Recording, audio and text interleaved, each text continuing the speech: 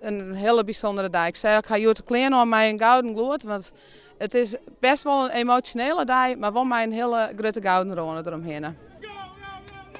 Op CBS de Bouwstien in de Westerheen draafde de band een sponsorloop voor Team for Sjoerd. Sjoerd verstoor vorig jaar onder de gevolgen van kanker en zijn familie zet haar nou in voor kankeronderzoek. De tante van Sjoerd is juf op de basisschool en is dankbaar. Ik ga deze week echt wel heel vaak slikken maten, om alles wat het losbrengt. Ik zie, dan ben je als leerkracht heel erg trots, als tante ook heel erg trots. En ja, verneem ik gewoon dat het heel wat in het waar blijft. En dat is echt heel bijzonder aan mij te meiden.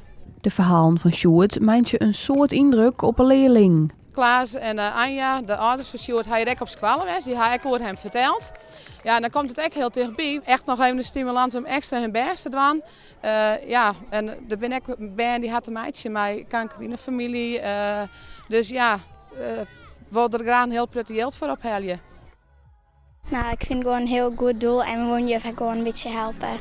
We hebben heel veel haakt en we hebben heel veel regelen voor juf. Net al innig op een bouwstien wordt er op een sportieve wijze geld inzamelen voor Team for Sjoerd. Op CSG Lutger in Burgum, waar het draaft voor het goede doel. Het is een oud leerling van u, dus vriendin ik. En dat zit dus wel tegen bij het hart. Je hoort binnen nog auto's wasken, er binnen broodjes verkocht, chocola verkocht, vogelhoesjes maken. Er is echt van alles die om geld in te zamelen. Dus dat is echt super cool.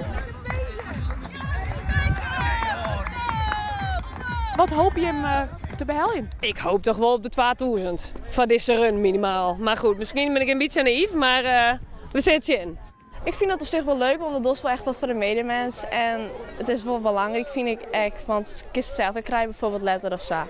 Dus ik vind het wel echt goed dat ze dat doen.